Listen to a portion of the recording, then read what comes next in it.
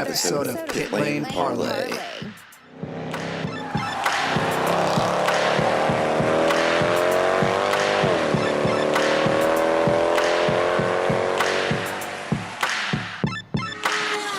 Welcome to another episode of Pit Lane Parlay. Happy New Year, everybody. My name is host Mike Jokum. Matt and Jess are with me for the first ever fan night. And I will turn it over to Matt to give a quick little intro and introduce our first guest, and we'll get the night started off. Yeah, so we have a lot of amazing guests coming on tonight, fans of the show, fans of IndyCar, who are going to join us and kind of talk a little bit about themselves, and then they all got a topic that they're going to bring on and discuss with us. And the first one we got up here is none other than Patreon subscriber and all-around good guy Michael Goodyear, who's at mgoodyear007 on social media. Thanks so much for joining us, Michael. How are you doing tonight? I'm doing great. I'm actually calling in from Aruba. So normally I'd be in Virginia calling you guys, but down here in paradise. That's some dedication. That's a dedicated fan there wanting to come on the show, even though he's in a paradise right now. So we appreciate that.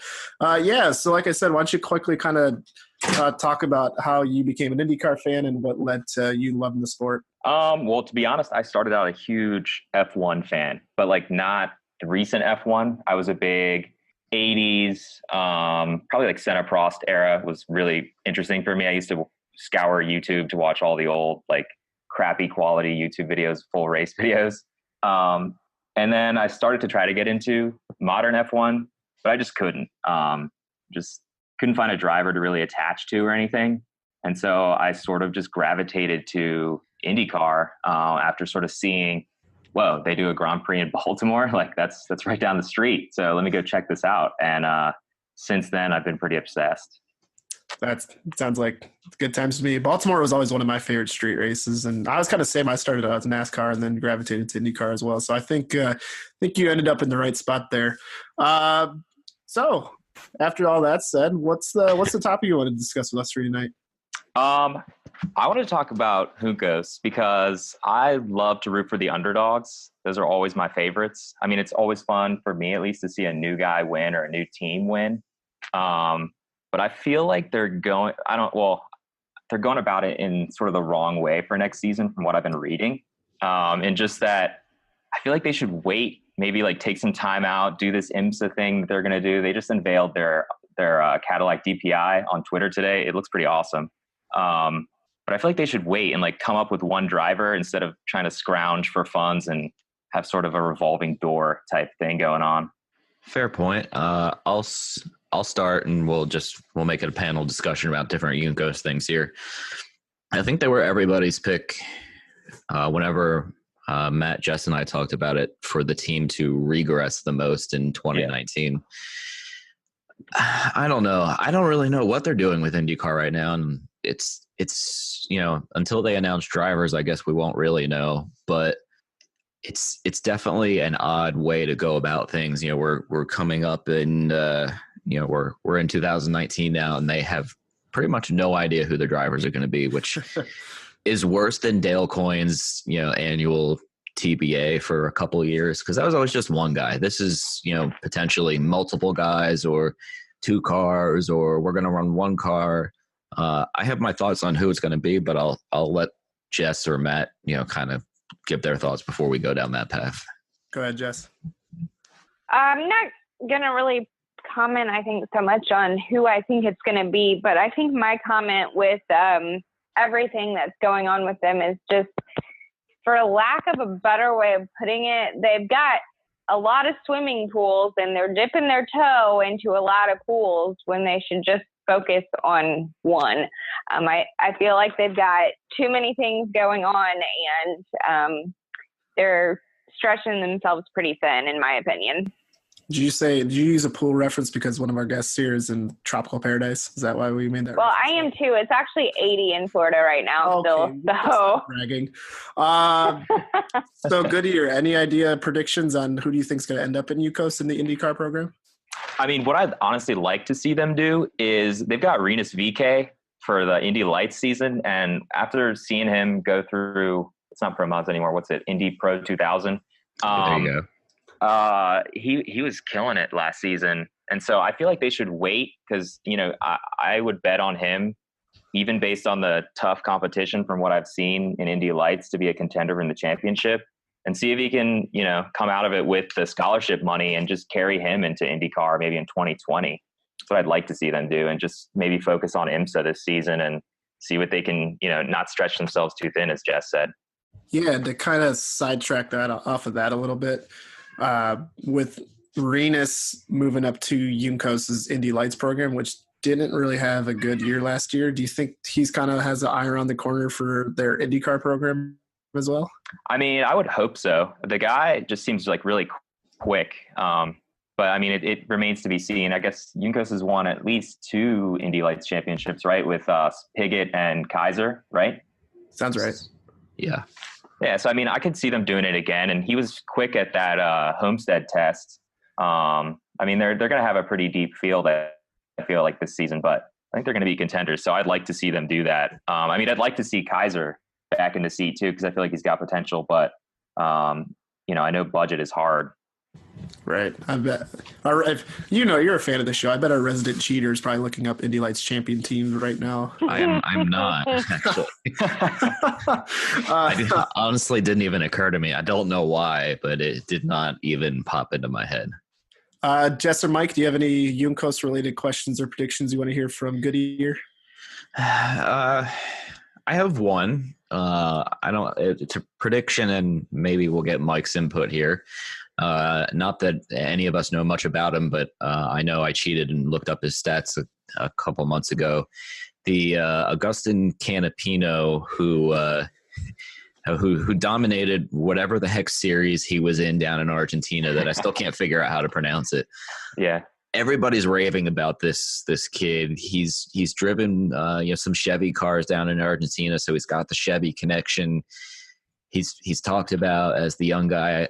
I could see him maybe splitting some races with maybe him and Kyle Kaiser, and maybe Kaiser does the 500 and the Indy GP or something along those lines, and then maybe a third driver to fill out the grid.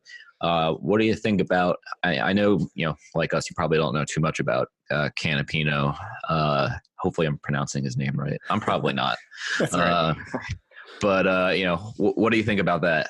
I think that'd be cool. I mean, just doing some research sort of into Renus, he's got big sponsorship behind him. So I was just thinking, like, wait for he's got some huge supermarket in the Netherlands behind him that's like a 7 billion euro a year or something.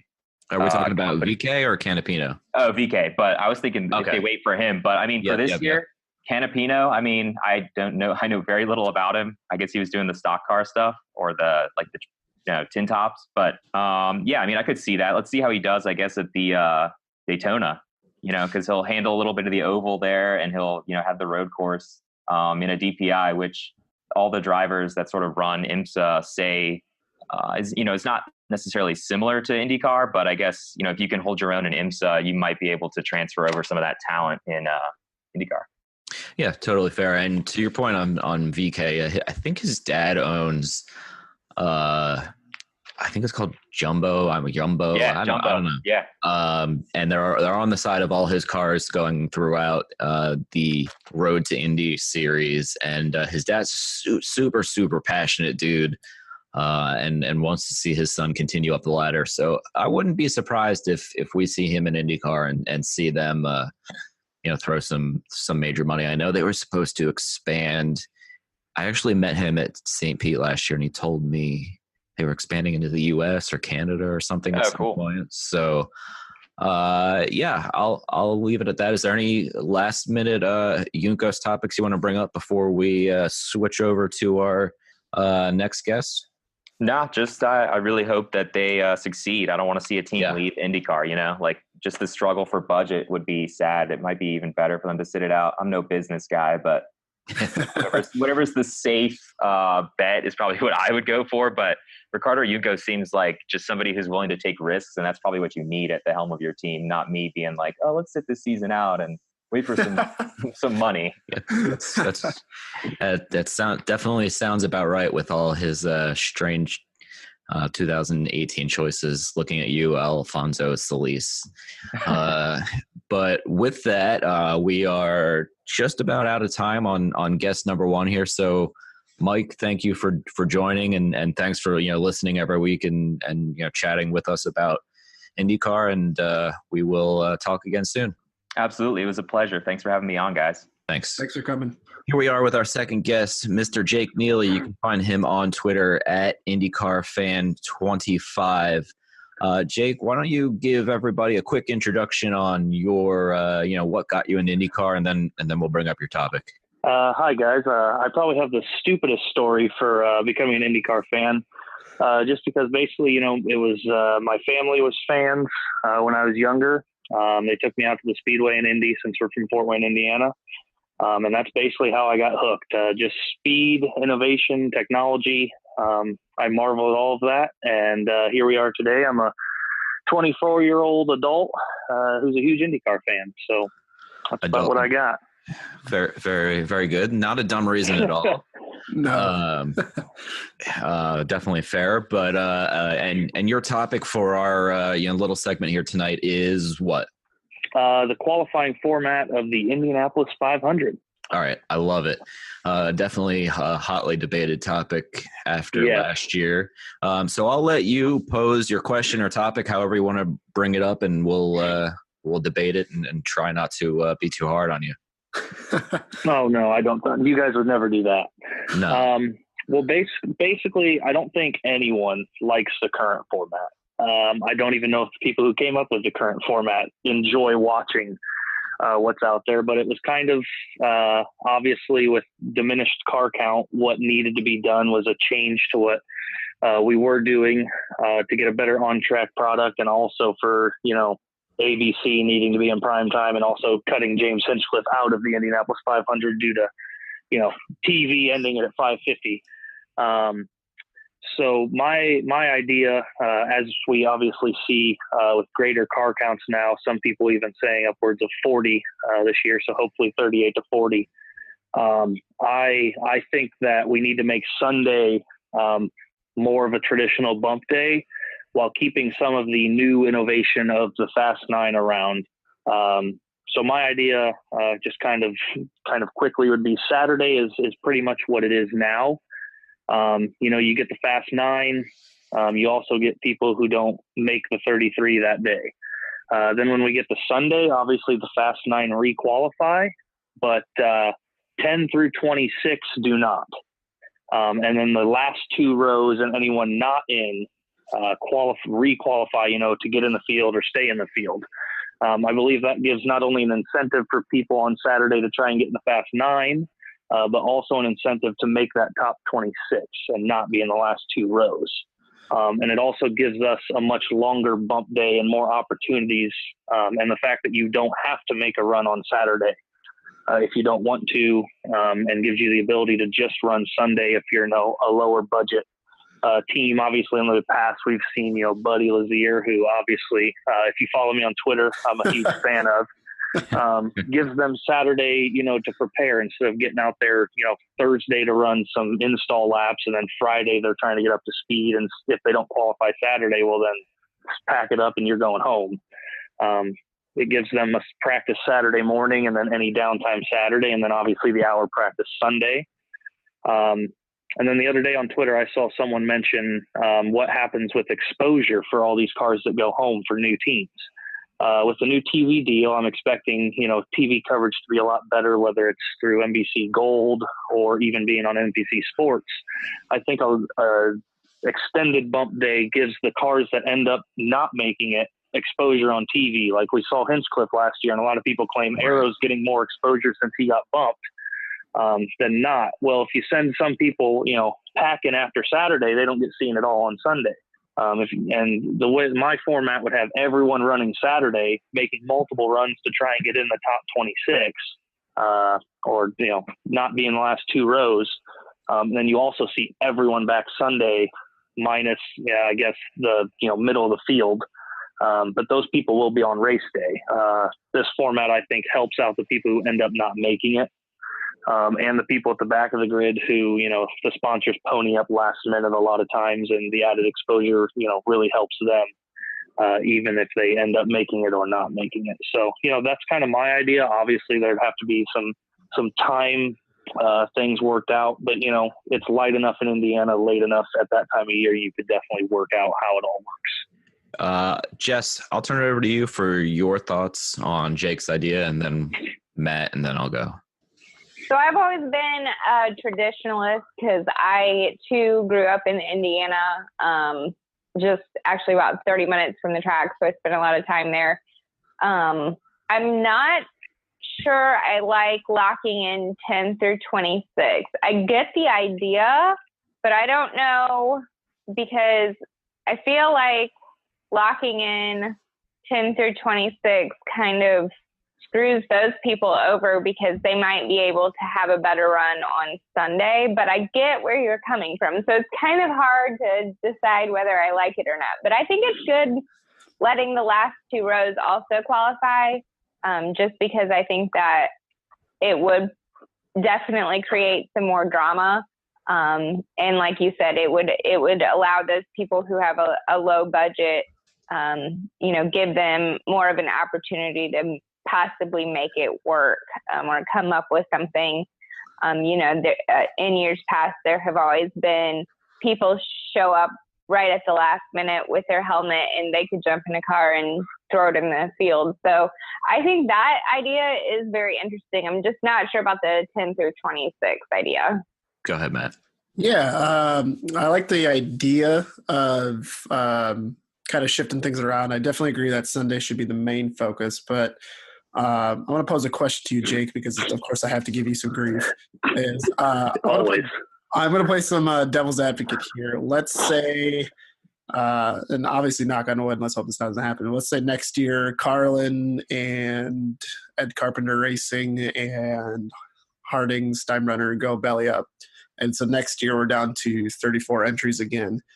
Don't you think IndyCar would kind of look a little foolish if they changed the format for 2019 and then immediately changed it back for 2020 again? Or do you think it should just go on a year-by-year basis, or what do you think about that? That's where, I think any format we have is going to be a little sticky with the, obviously the economic situation that we, find ourselves in IndyCar today. Because I think if we keep the current format and, hey, we show up with 40 entries this May, well, it's going to look pretty dumb too.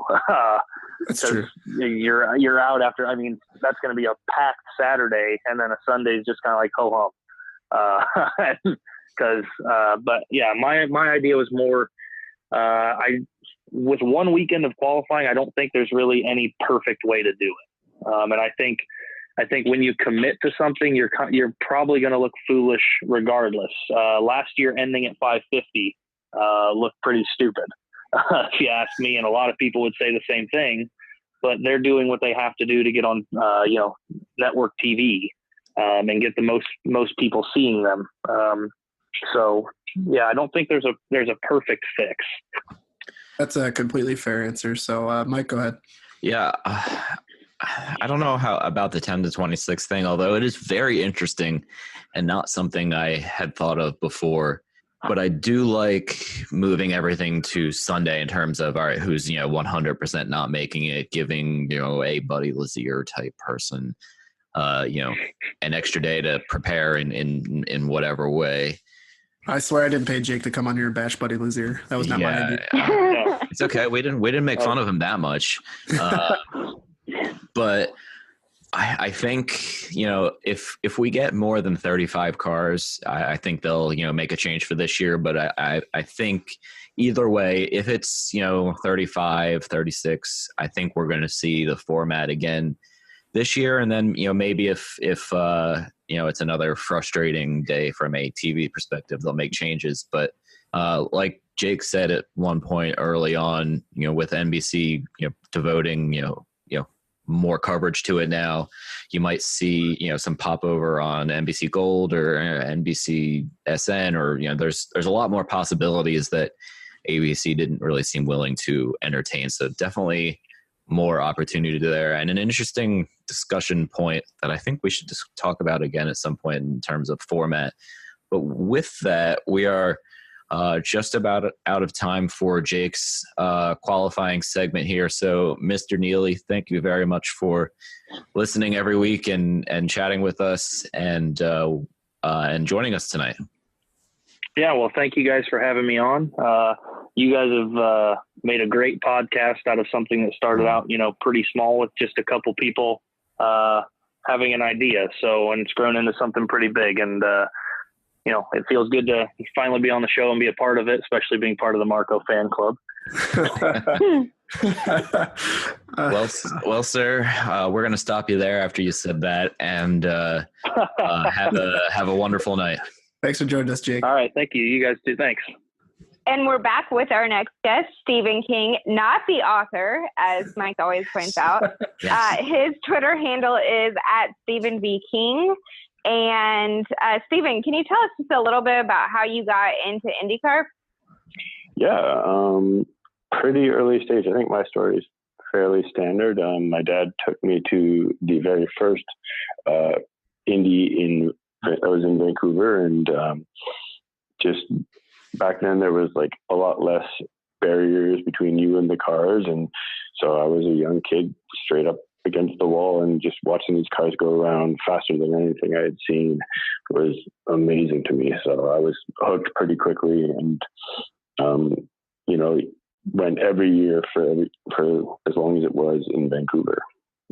And then continued on, and I live now down in California, and I go to all the Sonoma races and as much as I can. Awesome. Very good.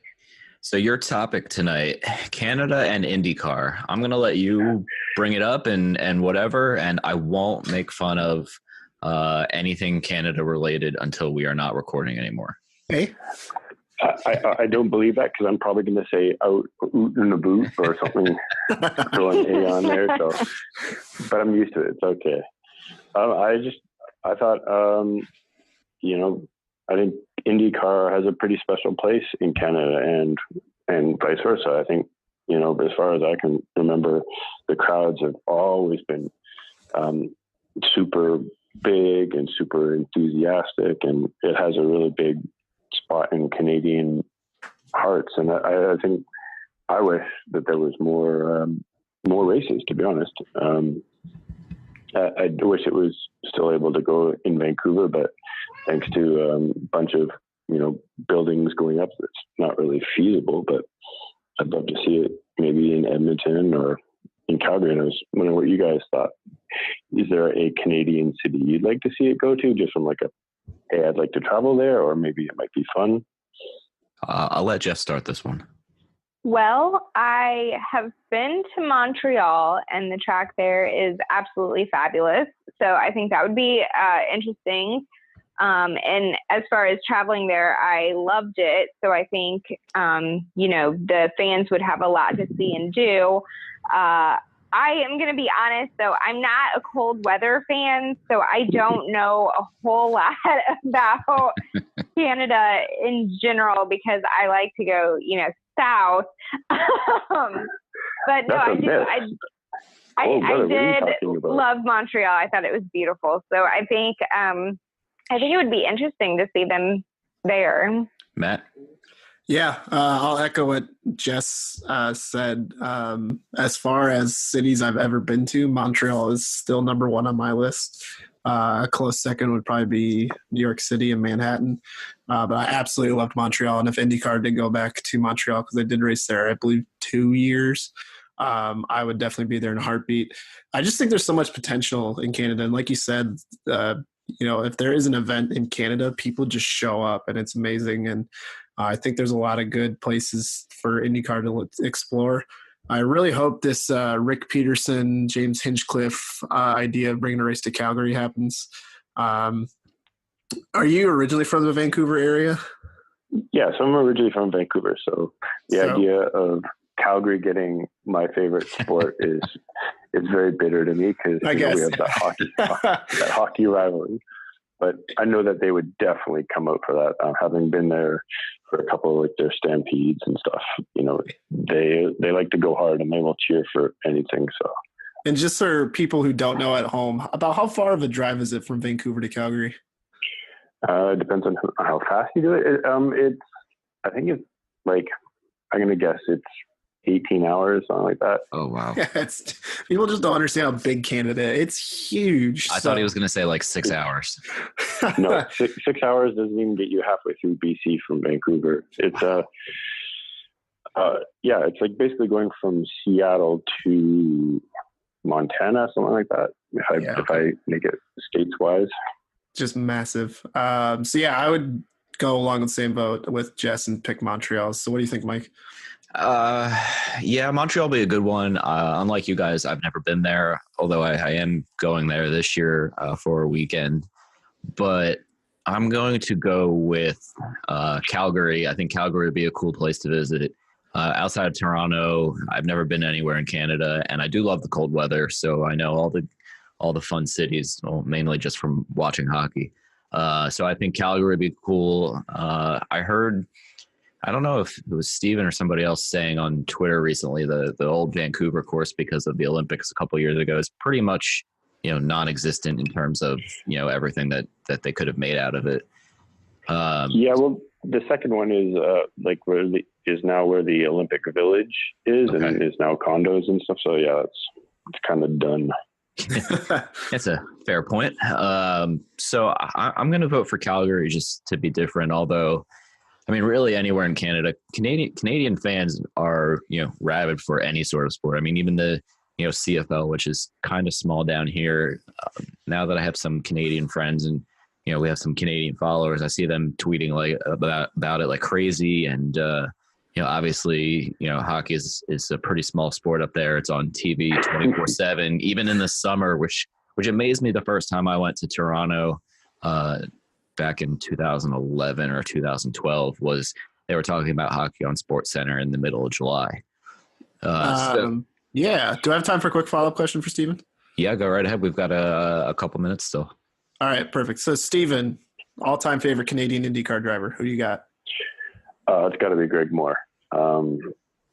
He was like, some Canadians will say Gretzky and, people in hockey, but for me, Greg Moore was kind of my idol growing up. He was the guy sort of from my hometown that was doing what I wish I could do, but there was no way I was ever going to be able to do it. And so, just watching him come up through the ranks from Atlantics and Indy Lights and stuff, he was by far my favorite. Did you ever get to meet him? I never got to meet him. Somewhere I've got pictures of me waiting outside his little, I guess, thing in the paddock, his tent, but never got to meet him, unfortunately. I think my dad gave up and got tired and wanted to go get a beer. So it's not that it was any of Greg's fault, but yeah. I get it. Got to get a Molson. Are we doing product plugs? Listen, I'll always support Molson. That's a good beer. Yeah. Oh, I know. It was a shame that they weren't able to sponsor those races anymore because they would have gone on for forever, I think. Yeah. Laws, government, you know the drill. Yep, government and tobacco and all that stuff. How different would our sport be if tobacco was still allowed? Oh man, that's a 60-minute episode someday. I guess we'll try to bring you back on for that one. Yeah, that's a good episode. That'd be a really good Patreon episode too. So real quick, I'm going to do a second follow-up question here. And there's a little bit less of an option in terms of drivers. Pretty much, Parker Thompson, Clement DeMello, maybe a handful of others that are, young up and coming Canadian drivers. If you had to pick one to be an IndyCar star, who would it be? Ooh, now you're just going to make me have enemies, aren't you? On Twitter. I'm going to go with Nicholas Latifi. I'm going to go back to Europe because I think when he's done his Formula 2 after 2019, I think he'll end up coming over to IndyCar.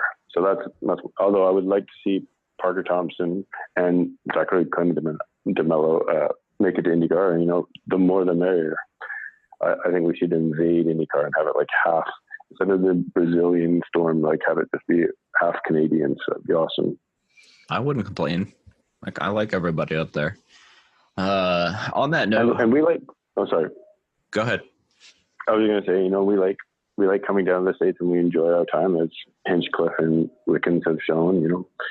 Yeah, we enjoy it down here. Yeah, we're a fun group. I mean, at least the three of us are. Self plug.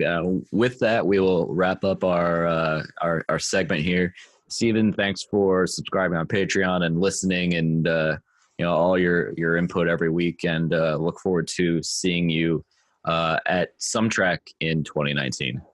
Thank you very much for having me, and I think it's awesome that you guys are putting this out every week. It's really cool to have people just talk about IndyCar. So I'm happy to subscribe, and thank you so much. Yeah, no problem, man. Thank you. Thanks, Thank man. you. One. Our next guest is none other than Matt Gruenholz. You can find him at his Twitter handle, Matthew Gruenholz, and that's one T. Anything I've learned over the years is that if you spell his name with two T's, he will throw a brick at you. And for those who are very old to Twitter like myself, he is formerly known as IndyCar Stig, which is one of my all-time favorite nicknames, and just an all-around good dude. I've had the privilege of meeting him a couple times. So thanks so much for joining us, Matt. Kind of dive into it real quick and how you became a fan of IndyCar and what led you to kind of love this series as much as us three do. Well, I would say that in the beginning, when I was born, let's fast forward maybe 4 years after that, I got a little Matchbox. My brother and I got little Matchbox Indy cars, which did not look proportional to the real Indy cars, but I digress. They were still cool, and watched it on TV. Played with the little Matchbox cars while watching it on TV, and then fast forward however many years, going to IndyCar races, loving every minute of it, meeting new IndyCar fans, and becoming more and more of a fan as time goes on. And a big Scott Brayton guy, right? I wasn't going to touch on that because a lot of people just automatically know I'm a Scott Brayton fan, so I was like, I won't touch on it just yet. But since you said that, yes, I am a huge Scott Brayton fan, have so much memorabilia. One of his last full-time racing suit from 1993, I have that. Oh, wow. Yeah, and I've gotten offers like, how much are you selling it for? It's like, not for sale. You're kidding me.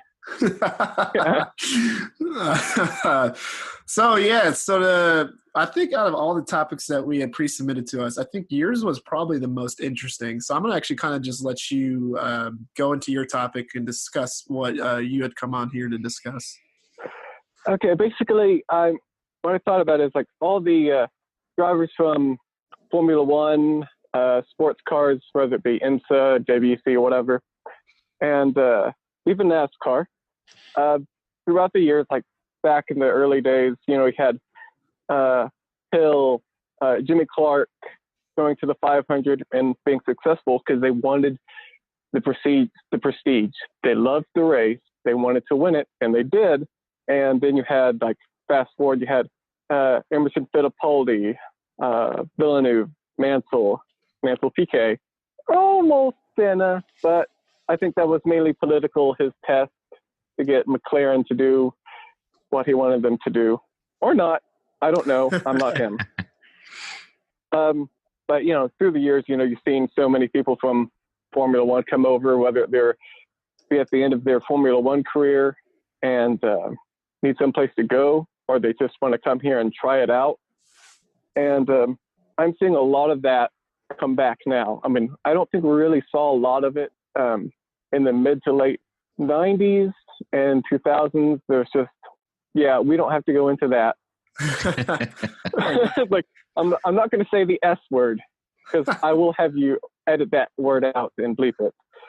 But now I've noticed this big movement of like Robert Wickens coming over and doing a phenomenal job. And maybe we'll see someone in sports cars like Ricky Taylor pop on over maybe. I mean, we'll have to see about that. That would be cool. Oh, yeah, absolutely. I don't know if Jordan Taylor would. I mean, I'm sure he'd love to, but I don't think we're ready for that yet.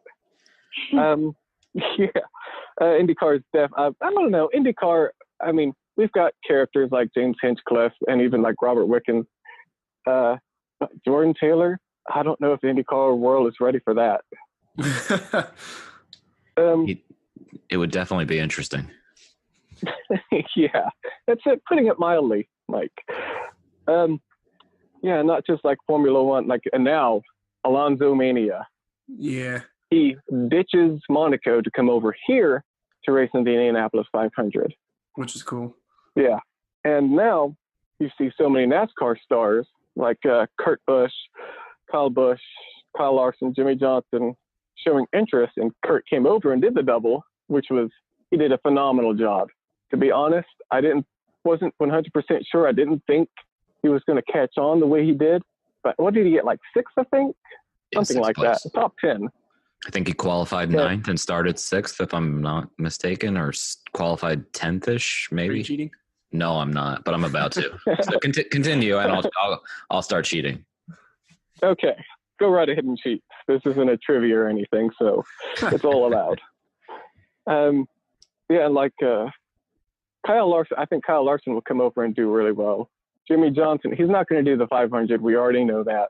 And then you have people like in 2001, Pablo Montoya winning the 500 and, of course, going to Formula One. And you had Tony Stewart going from running IndyCar to running NASCAR, doing the double. And now he's showing interest, great interest, semi-mild interest. I don't know where he's at right now with his mindset, but he was definitely showing interest within the past year. And now I've heard rumor that Robbie Gordon is showing definite interest in running the Indy 500. So add him to another list of drivers to be like, oh, you know what? I'm going to just give it another go. Right. That'd be interesting too. So I guess what do you kind of think as far as what that says about IndyCar and the Indy 500 as a whole? I think especially over the past few years with the management of IndyCar and the direction it's been heading, more and more people from other series are showing more interest because they're taking it more and more seriously. In Jay Fryer, we trust. Yeah. Yes. So yeah, I think that we're being taken more seriously, and that's what's bringing people more over. Which is always a good thing. And shout out to Jay Fry. We can't go one episode without giving a shout out to Jay Fry. No. Jess, what are your kind of thoughts on what Matt's talking about? Yeah, I agree wholeheartedly. I mean, you have to look at all the different people who have come over in years past, or who have started in IndyCar and then gone on to do great things in other series. It's just a great race. I mean, that's the 500 is just, the epitome of what racing should be.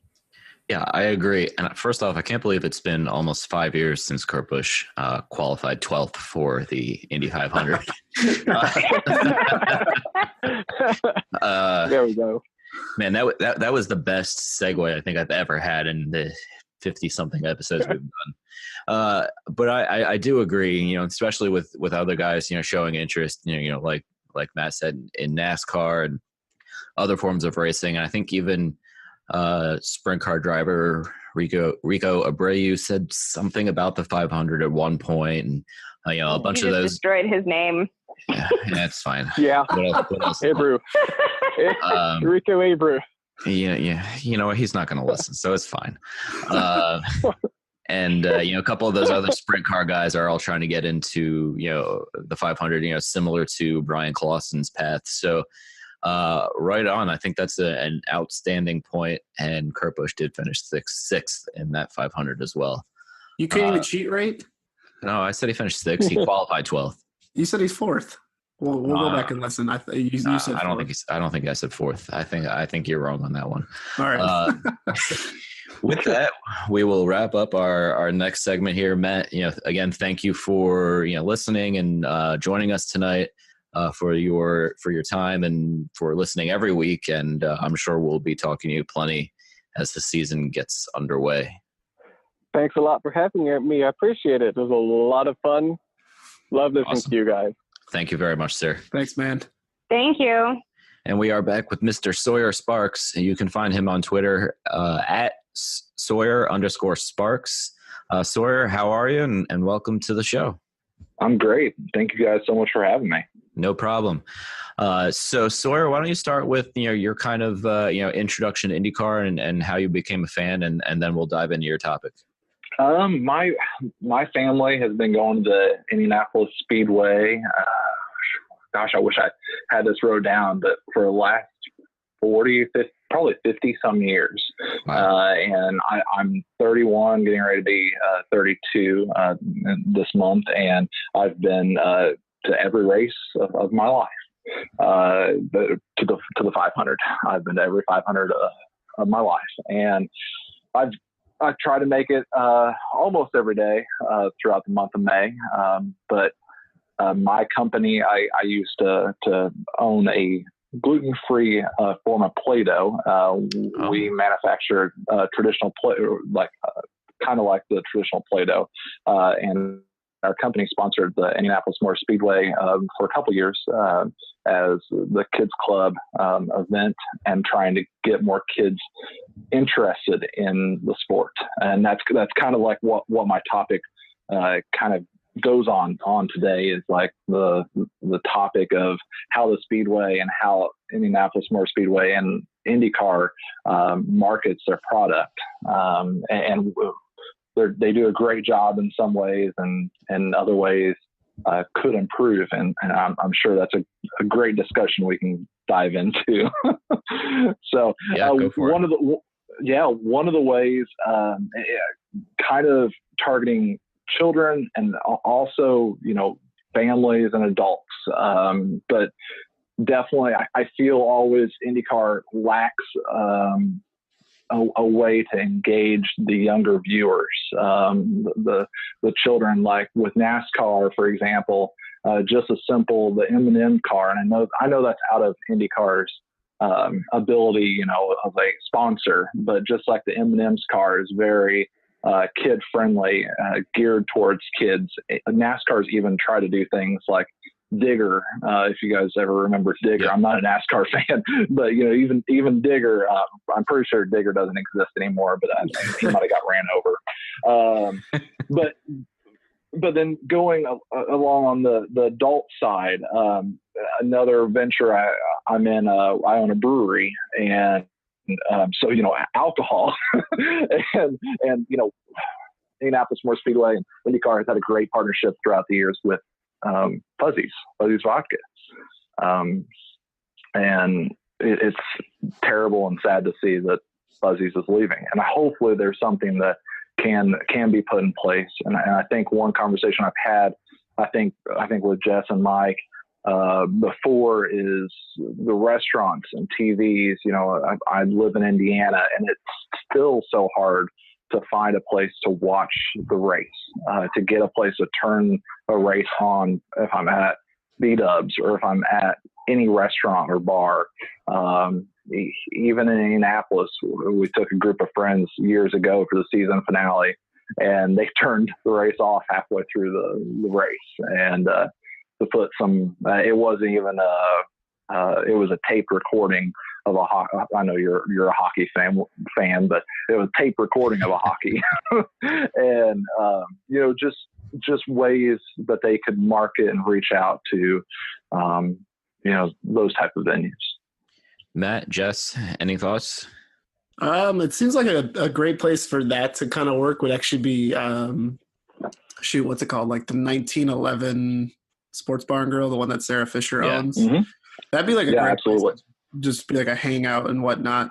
And, for those who don't know, so Sawyer kind of mentioned earlier, he was on Shark Tank, the TV show. So I got to ask you, so if you were pitching the Indy 500 IndyCar restaurant to Mr. Smiley and the bunch, what do you think they would say? Mr. Smiley. I don't know. I don't know. They would probably ask, where's the money at, and why not Formula One? They'll want 75% of the share. They'll want 75%. Yeah. With me, it was 51%. Yeah. No, absolutely. I agree with you though. I do one day a year, one Sunday a year. I actually go to B-Dubs to watch Buffalo Wild Wings to watch the Bears game and kind of just take in the atmosphere and get some wings and kind of just be around other fans while the other games are going on. And to go to a bar to watch an IndyCar race in Indianapolis would be supremely cool. And if I was a resident of the area, I would definitely partake in that. So, Jess, do you got any thoughts? I mean, you kind of talked about the kid aspect too. So is this going to have like a section that's going to be kid friendly? Let's say almost like a playground kind of thing with TVs in it too? Or, I mean, I'm not necessarily, I'm not necessarily saying that there needs to be one bar. I feel like there needs to be a established relationship with bars, with restaurants, with places, sports places that play other sports, to let those places know that the race is on. There needs to be possible incentive to play the race. You see that a lot of establishments already know when a race or when certain other races like NASCAR is on TV. I understand we're not NASCAR. I understand we're not college football or NFL. But I feel like it's a partnership that could go down the line with a alcohol provider that could help them get into some of these sports bars, or a relationship with Buffalo Wild Wings or something other than that. I mentioned the kid aspect too, because that I recently sold my business, my kid business.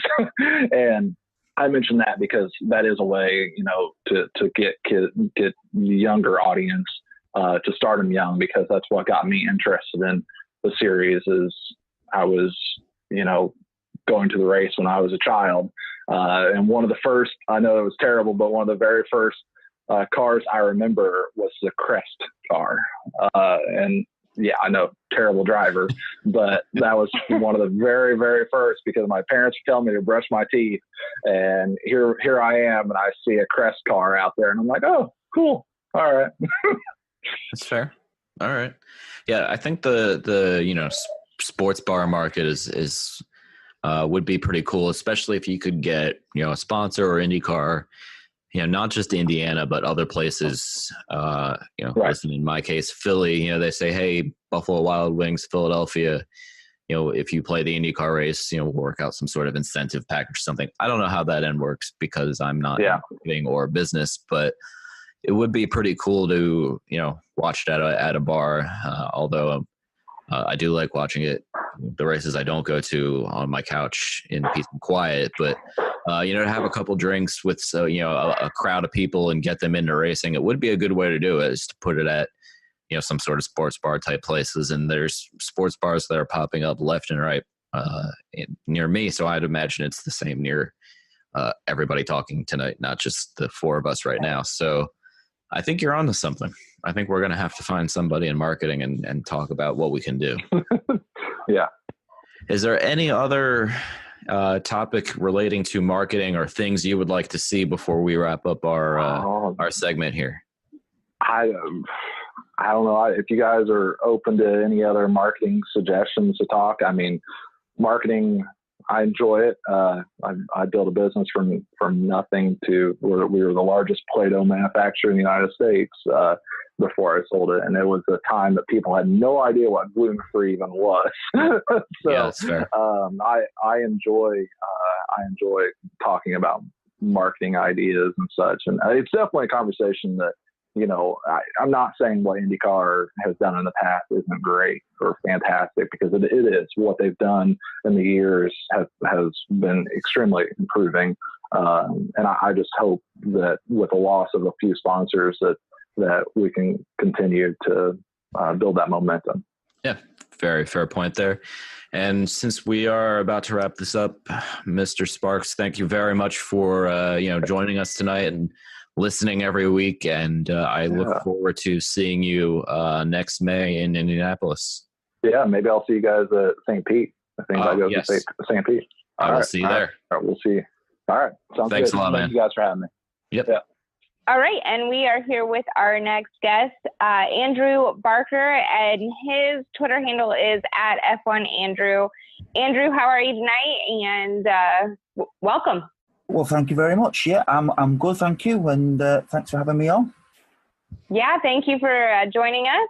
So just to start us off a little bit, can you tell us how you got into watching IndyCar?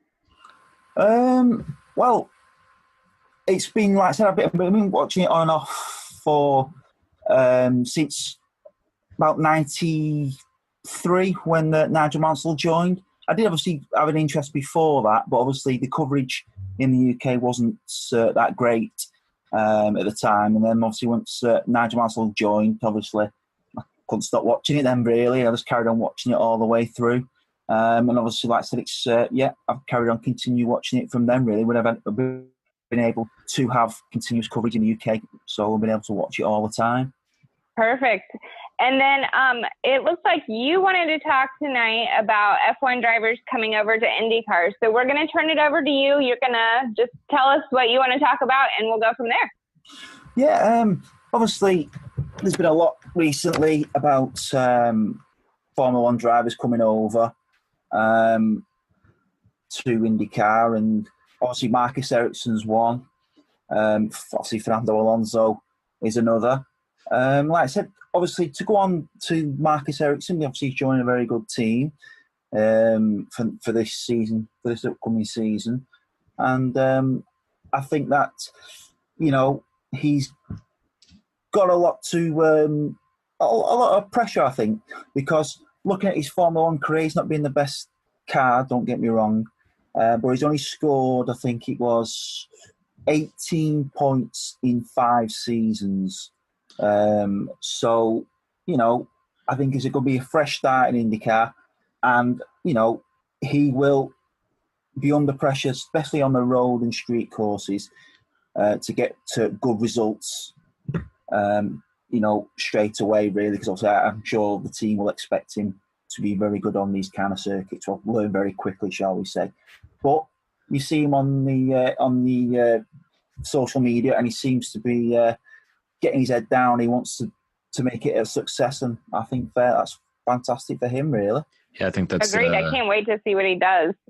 Yeah, I think we've got to give him the chance, give him the opportunity. I think obviously, like most European drivers, I think ovals will be a big issue to learn. But I think he may give him a race or two to get going, but he will have to definitely show how good he is on the road and street courses. There's absolutely no doubt about it. If he wants to make it into a success going forward, into like a longer career, because even though he's Sauber's reserve driver, you can't see him ever getting back in there, back into Formula One that way. I'm guessing, I'm sure he's bringing a budget to IndyCar for his drive, which is a good thing, but it might not last forever, but he has to have that opportunity, and hopefully he'll take it with both hands and he can be a success. And yeah, I'm looking forward to see how he gets on.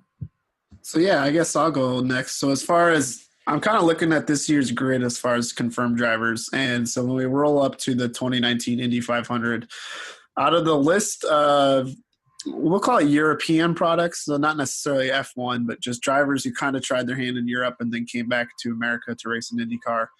We got guys like Max Chilton, Santino Ferrucci, Ed Jones, Fernando Alonso, Jordan King, Marcus Ericsson.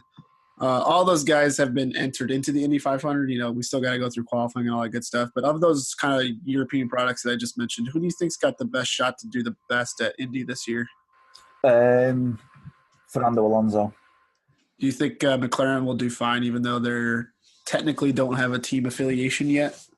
Yeah, definitely. I watched, obviously you've all watched the race, the Indy 500 when he was there, and he's like he'd been doing it all his life. He just sat in the car and drove. Obviously, he had lots of teammates, and he had good information coming from Andretti and so on and so forth. But he just took to it, like I said, even like Mansell, like going back to Mansell's days, he took to it, especially the ovals. Like I said, he took to it, and he was superb, and it was a good story was a good story all round. You know, he turned up. He was a kind of a success, and you know, it worked out for both. So that's obviously he wants to go back again. So you know, it's win-win really. But I think he will be again going to Indianapolis. He will be the man of yeah. Before I toss it to Mike, I think I would pick Ericsson, to be honest. But I'm looking forward to watching him race. So, Mike, any thoughts? Yeah, I think I'm going to go with Alonso unless, you know, Ericsson comes out of the gate and kind of surprises us the first couple races of the year or the first couple Indy 500 practices. But I wouldn't be surprised if Matt was correct. Let's put it that way. Jess? I'm going to say Alonso, and I'm going to have to kind of just mirror what Andrew said. And, you know, he did so well in his first showing at the 500 that it's hard for me to ignore. So I think he's going to come back, and I think he's going to do really well again. I think as well for Fernando as well is obviously now he's got a bit more time on his hands, shall we say? No Formula One commitments. You know, he may be in the simulator a bit more, integrate himself, may have a few secret test sessions on an oval somewhere out the way, you know, just so he can just keep his eye in, basically. Maybe even, I won't surprise me if he gets, you know, if the budget's right, he might get an odd drive at maybe Long Beach or something like that, maybe, you never know. Or even the Indianapolis road course, what they do, that's a possibility. That's what, you know, he may have a secret up his sleeve, shall we say. Yeah, I think the Indy GP would be a good place just to get some extra seat time, you know, being right before the Indy 500. Yeah, I could definitely see that happening. A natural fit, and then as far as logistically, I don't see it being too big of an issue for McLaren to pull off. Maybe just be between the road course and oval car. Maybe it'll be difficult for him, but yeah, it would make the most sense. Yeah, and obviously with McLaren, he's got a good team. Like I said, Bob Fernley's there now, so he knows what he's doing. And like I said, for him, he's got everything he needs.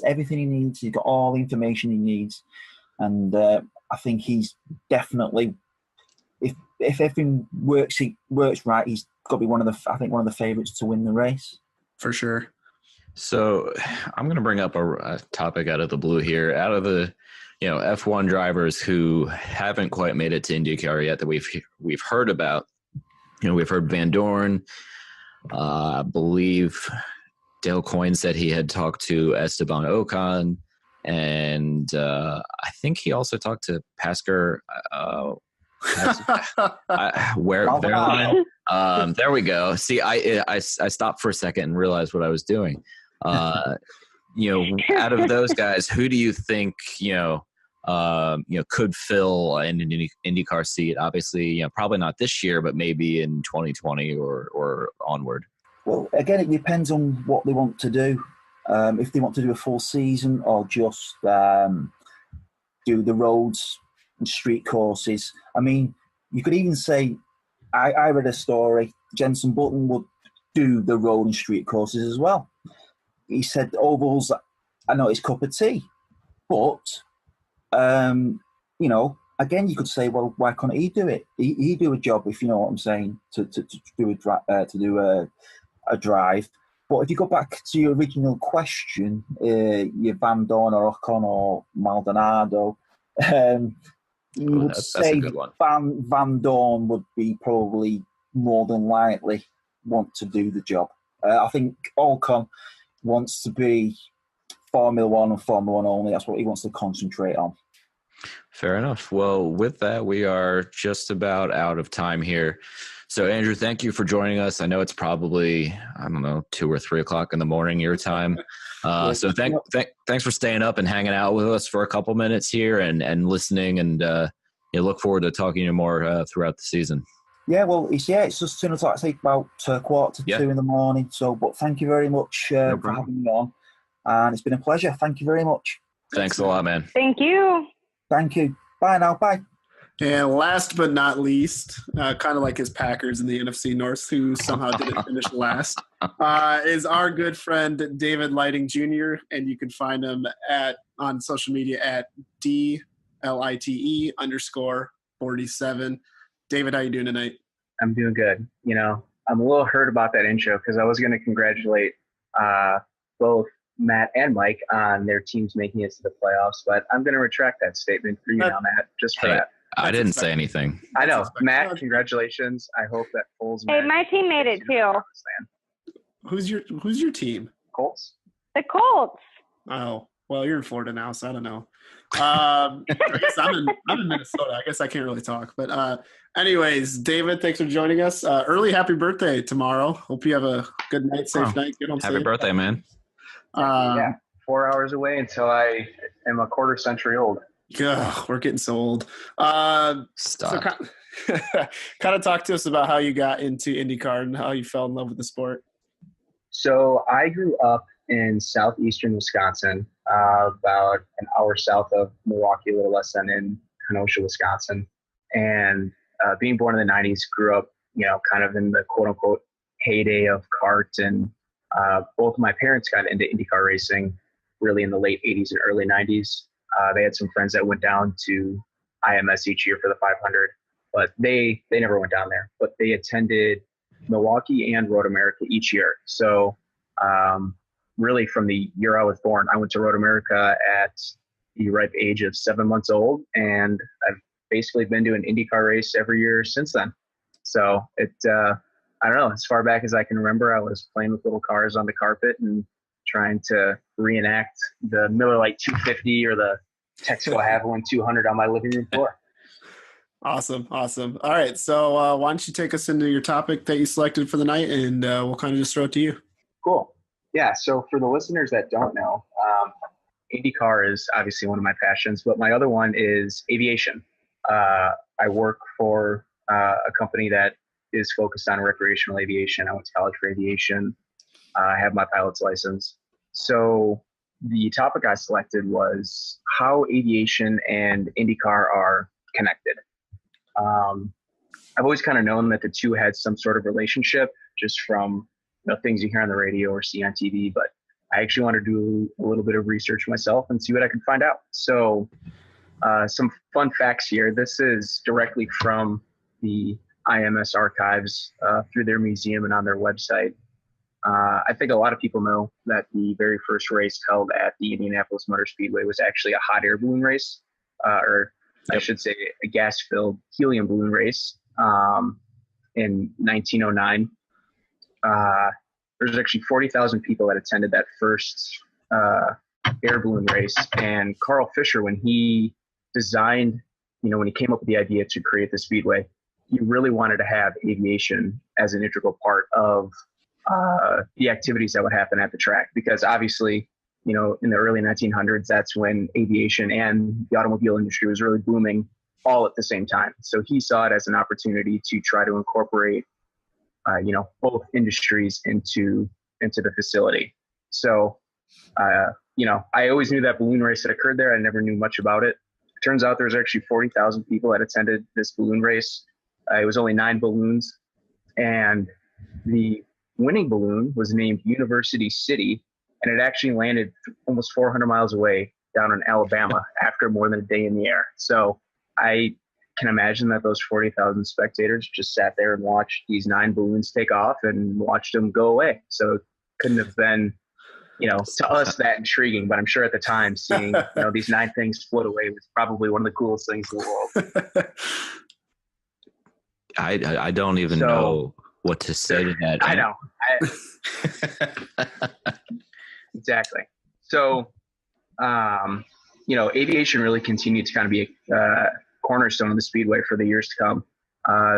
There was actually a week-long air display there in 1910.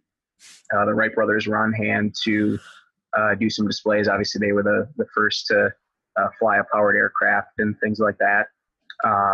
So pretty cool stuff.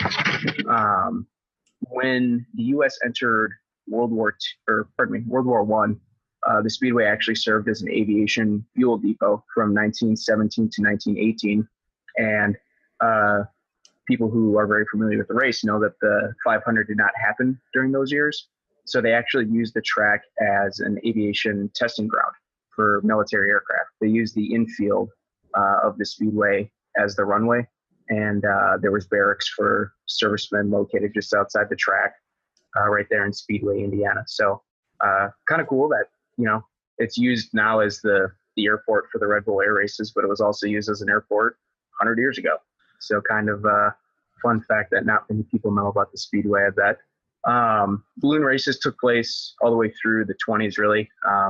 And those were actually the last aviation events that took place until the Red Bull Air Races returned. However, I'm sure a lot of IndyCar fans or race fans are familiar with the name Eddie Rickenbacker. He was a World War I ace, pilot in World War I, and also a driver in the Indianapolis 500. There is a book that chronicles his life that I highly recommend. I don't have it in front of me, so I can't remember the name of it, but he was a part of the ownership group that bought the Speedway in 1927, and was a part of that ownership group basically up until World War II. During that time period, though, the race saw, you know, vast growth in popularity. Well, being that it was the 1920s, there wasn't that many, you know, inroads to the Speedway. If you attend the race now, you still know that it's not the easiest place to get to on race day, being in the heart of Speedway, Indiana.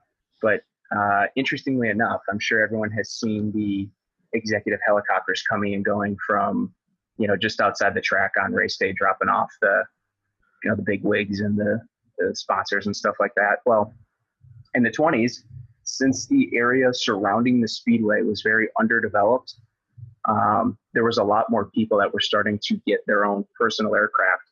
And because of all the traffic jams, a lot of the spectators began just flying their own airplane into a field just north of the track. It's a neighborhood now, but back in the 20s and 30s, it was just an open field. So there was people that were flying their airplanes to come watch the 500. So I thought that was kind of interesting. So leading up to World War II, Eddie Rickenbacker, again, he was still the part of the ownership group. He offered IMS yet again to be part of a government aviation facility, but the government declined because of just the technological advances of the aircraft. They were faster, bigger, needed more space to take off and land. So, of course, the track then shut down for a couple of years during World War II. So that's kind of the end of the aviation tie into the Speedway. So I don't know if you guys have any thoughts on that topic, but I have a few more things that I'm happy to share. Well, I guess my question would be, like, how did you learn all that? Simple Google search, Matt. Oh, sorry. I guess I'm lacking there. No, actually, when the Red Bull Air Races returned to the Speedway back in 2016, the Speedway put out some information on the kind of chronicling the history of aviation at the racetrack. So I can't remember who actually published it, but if you just go to the IMS website, you can find some of that information there. I tried to Google Indy 500 or IMS and, you know, the history of aerospace, and somehow ended up Googling the NFC North standings. I don't know how that happened. Jess, you got any thoughts on that? I think it's all very fascinating. And frankly, I'm going to send you a message next time it's my turn to do Stump the Host. Just saying. Fair enough. I've been sitting here for 10 minutes trying to figure out how I can compare NASCAR and the first balloon race that ended up in Alabama. But I don't have anything good. There was probably as much passing in the balloon race as there is a typical NASCAR race. Ooh. There you go. Good one. I like it. Yeah. I missed it. Man, that was a good one. That one time. Yeah. Thank you for subscribing. And for those who don't want to listen to David, join us on Patreon. Go to patreon.com/pitlaneparley. Everything's there that we've ever posted, a couple special episodes and bloopers and me messing up people's names. And I don't know what else is on there anymore. And yeah, so why don't I have one random question, David? And it's I got one too. it's a total just not that it'll ever really happen, but if you had to pick one current IndyCar driver to become a fighter pilot, who would it be? Zach Beach, no question. So and why? So, fun fact about Zach Beach, a lot of people don't know this. He was actually learning to fly when he was first driving Indy Lights. I met him at Milwaukee in, I think, 14 or 15, and got talking to him, and he was completely like enamored with the idea of learning to fly. But obviously, commitments with IndyCar and everything continue to grow, and he didn't have as much time to spend in the airplane. But not only that, but dude's also got the perfect build to be a fighter pilot. He's small, he's strong, he'd fit perfect in the cockpit. Like, he's got, he'll make some bold moves. So I think Beach would make the perfect fighter pilot. Go ahead, Matt. Well, this one's not racing, and I keep bagging on the Packers, but you had tweeted us today about the Pit Lane Parlay Bowl, which I think is in reference to Sunday. Is that right? Oh, absolutely. All right. Well, we need a prediction. Who do you think's going to win, the Eagles or the Bears? And just for those who don't know, I'm a huge Bears fan, and Mike is a huge Eagles fan.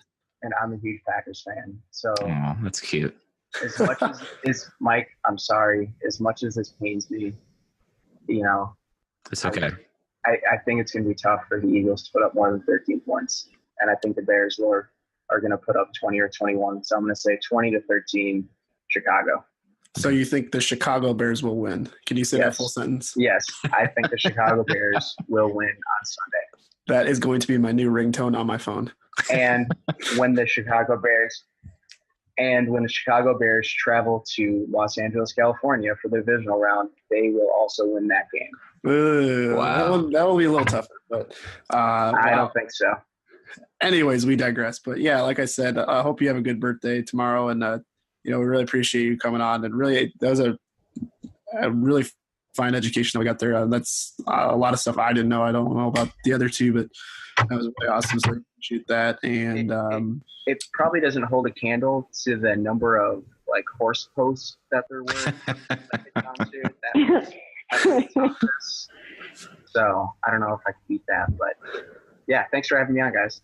Yeah, and thank you again for listening every week. And I guess I hope everybody enjoyed Fan Night. I'm sure at some point again we'll do this in the future.